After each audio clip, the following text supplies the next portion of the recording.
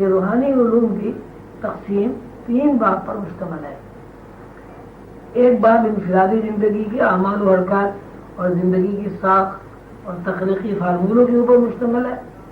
دوسرا باب نوعی تخلیقی فارمولوں پر مشتمل ہے، اور تیسرا باب خالق کی مشیت سے متعلق ہے کہ خالق نے تخلیق کیوں کی اور اس تخلیق میں خالق کی کون سی مشیت کام کرتی ہے۔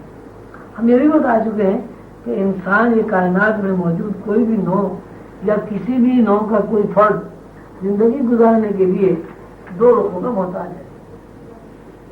ایک رخ کو ہم بیداری کا نام دیتے ہیں اور دوسرے رخ کا نام خواب لیا جاتا ہے۔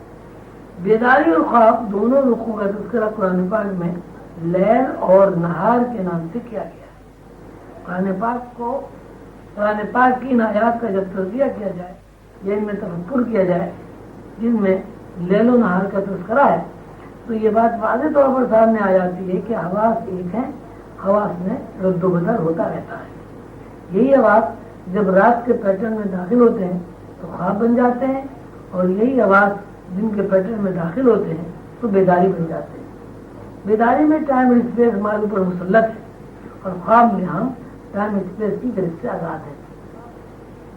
اللہ تعالیٰ فرماتے ہیں ہم رات کو دن میں داخل کر دیتے ہیں اور رات کو دن میں سے نکال لیتے ہیں، اور یہ بھی ارشاد ہے کہ ہم رات کو دن پر سے ادھیڑ لیتے ہیں اور دن کو رات پر سے ادھیڑ لیتے ہیں۔ مقصد یہ ہے کہ انسان جو فی الواقع ہے خواب کے علاوہ کچھ نہیں ہے، رات اور دن میں رد و بدل ہوتا رہتا ہے۔ مقصد یہ ہے کہ انسان جو فی الواقع حواس کے علاوہ کچھ نہیں ہے، رات اور دن میں رد و بدل ہوتا رہتا ہے۔ دن میں داخل ہوتا ہے تو حواس پابند ہو جاتے ہیں، اور رات میں داخل ہوتا ہے تو حواس کے اوپر سے پابندی کی گرفت ٹوٹ جاتی ہے۔ ہم جب ان میں غیب یا غیب کی دنیا کا تذکرہ کرتے ہیں دراصل رات کے حواس کا تذکرہ کرتے ہیں۔ اللہ تعالیٰ نے جہاں موسیٰ کو تورات عطا کرنے کا تذکرہ فرمایا ہے وہاں ارشاد ہے ہم نے موسیٰ سے 30 راتوں کا وعدہ کیا اور 40 راتوں میں پورا کیا۔ بہت طرف بات یہ ہے کہ موسیٰ طور پر 40 دن اور 40 راتیں مقیم ہیں۔ ایسا نہیں ہوا کہ رات کو طور پر چلے جاتے ہوں اور دن کو نیچے آ جاتے ہوں۔ منشا یہ ہے کہ موسیٰ علیہ السلام 40 دن اور 40 راتوں میں رات کی آواز موسیٰ علیہ السلام پر 40 دن اور 40 راتوں میں رات کی آواز غالب رہے اور نتیجے میں غیبی دستاویز عطا کر دی گئی۔ اسی طرح جب سیدنا حضور علیہ السلام کی معراج کا ذکر آتا ہے تو وہاں بھی رات کا تذکرہ ہے۔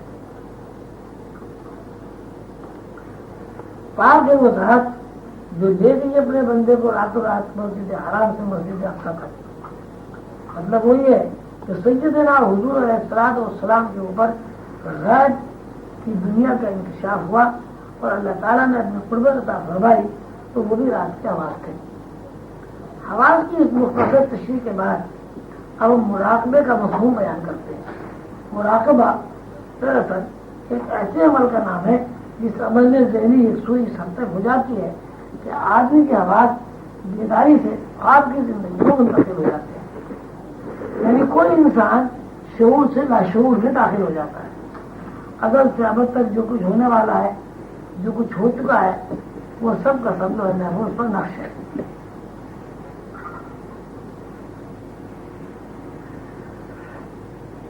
اللہ تعالیٰ نے جب کن فرمایا اللہ کے ذہن میں کائنات کا جو پروگرام جس طرح اللہ کے ذہن میں موجود تھا وہ لوح محفوظ پر مظہر بن گیا۔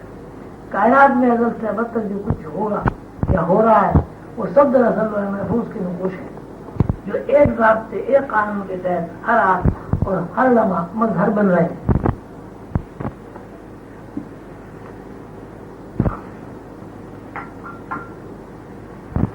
لوح محفوظ کائنات کی یکجائی پروگرام کا نام ہے۔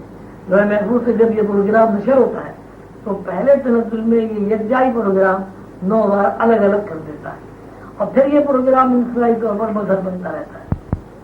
یہ بات پچھلے اسباق میں بتائی جا چکی ہے کہ جس طرح کسی بھی چیز کی کوئی نہ کوئی بنیاد ہوتی ہے ہونی چاہیے، وہ مکان ہو، میز ہو، درخت ہو، نباتات سے تعلق رکھتا ہو، حیوانات سے تعلق رکھتا ہو، ہر چیز کسی نہ کسی بنیاد پر قائم ہے جس کو ہم ظاہر آواز سے دیکھ بھی سکتے ہیں اور محسوس بھی کر سکتے ہیں۔ اور یہ کرام نے روح کی بنیاد 3 رخوں پر قائم کی ہے، اور اللہ تعالیٰ کے ارشاد کے مطابق وَمِن كُلِّ شَيْءٍ خَلَقْنَا زَوْجَيْنِ اثْنَيْنِ، ہر رخ کو 2 رخ پر تقسیم کیا ہے۔ اس طرح انسان اور اس کی روح 6 رخوں، یہ 6 نقطوں، یہ 6 جنریٹروں پر قائم ہے۔ 2 نقطوں، یہ 2 دائروں کا نام تصوف کی اصطلاح میں ثابتہ ہے، 2 جنریٹروں کا نام تصوف کی اصطلاح میں عیان ہے، مزید 2 دائروں کا نام تصوف کی اصطلاح میں جویہ ہے۔ اگر ہم ازل سے ابد تک کے تمام واقعات اور اجتماعی پروگرام کو روحانی آنکھ سے مشاہدہ کرنا چاہیں تو وہ پروگرام ہر آدمی کے ساتھ میں نقش ہے۔ ثابتہ کو لوہے محفوظ بھی کہا جاتا ہے۔ اگر ہم کسی ایک فرد واحد کی حیات کا مکمل پروگرام مطالعہ کرنا چاہیں تو ہم روحانی آنکھ سے اس کا مشاہدہ آیام میں کر سکتے ہیں۔ آیام کو روح انسانی بھی کہا جاتا ہے۔ اگر فرد کے اپنے بارے میں زندگی کے متعلق، زندگی سے مراد عالم محسوس ہے، پیدا ہونے کے بعد حشر و نشر کی زندگی ہے، کا مطالعہ کرنا چاہیں تو ہم روحانی آنکھ سے جویہ میں اس کا مطالعہ کر سکتے ہیں۔ جویہ کو روح حیوانی بھی کہا جاتا ہے۔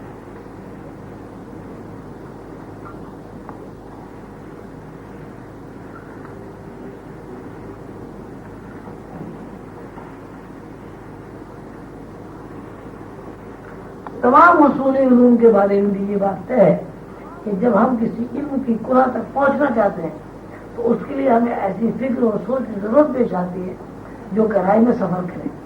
سطحی سوچ سے کسی علم کی کنہ تک پہنچنا ناممکن ہے۔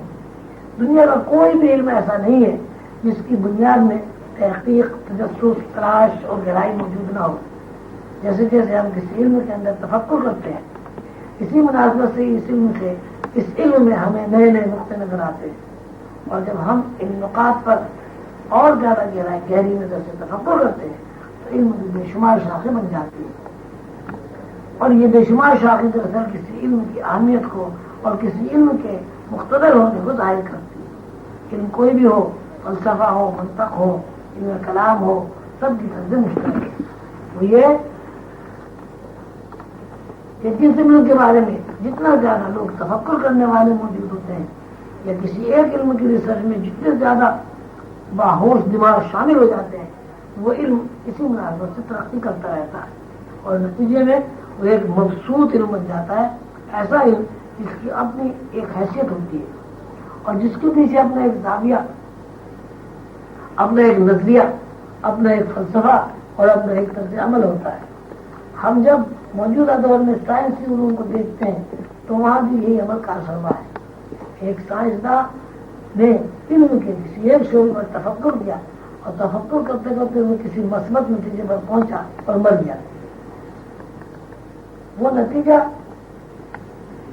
رہنمائی تو کرتا تھا لیکن ابھی اس کی علمی حیثیت قائم نہیں ہوتی۔ دوسرے آدمی نے یا دوسرے طالب علم نے یا دوسرے سائنسداں نے اس علم کو آگے بڑھایا اور نتیجے میں کچھ روشن پہلو اور نمایاں ہو گئے۔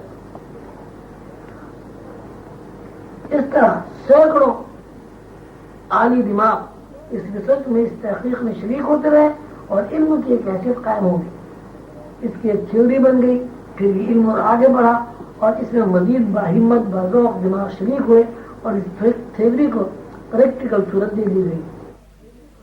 ایک ایسا علم تشکیل پا گیا جس سے کوئی عقل کا اندھا بھی انکار نہیں کر سکتا۔ نتیجہ یہ مرتب ہوا کہ ہر نئے علم کو علمی حیثیت عوام الناس سے متعارف کرانے کے لیے اس علم کی مختلف طرزوں میں، مختلف پیراؤں میں، مثالوں سے اور نئی نئی تقریبات اور تشریحات سے تشریح کی جائے۔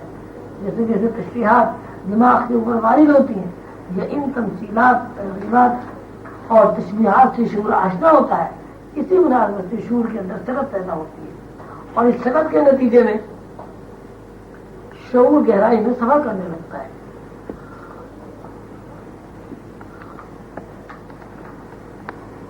حضور قلندر بابا اولیاء رحمۃ اللہ علیہ کے تمام شاگرد یہ بات اچھی طرح جانتے ہیں کہ شعور کی گہرائی کا دوسرا نام لاشعور ہے، یعنی کسی سالک کو جب شعور کی گہرائی میں داخل کر دیا جاتا ہے تو دراصل وہ لاشعور کے دروازے پر جا کھڑا ہوتا ہے۔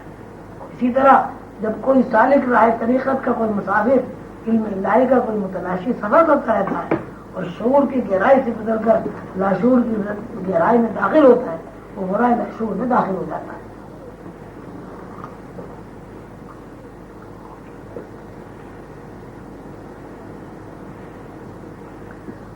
یہ مراحل شعوری ایسا علم ہے کہ جہاں انسان کے اوپر اللہ تعالیٰ کی تجلی کا عکس منتقل ہوتا ہے اور وہ جان لیتا ہے کہ اللہ تعالیٰ کیا ہے، تخلیق کائنات میں اللہ تعالیٰ کی کون کون سی مصلحتیں اور رموز چھپے ہوئے ہیں۔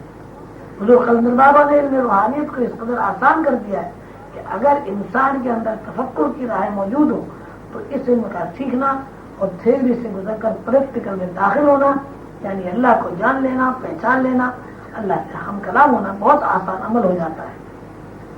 حضور خلد بابا فرماتے ہیں علم روحانیت در اصل 3 ورق ہے۔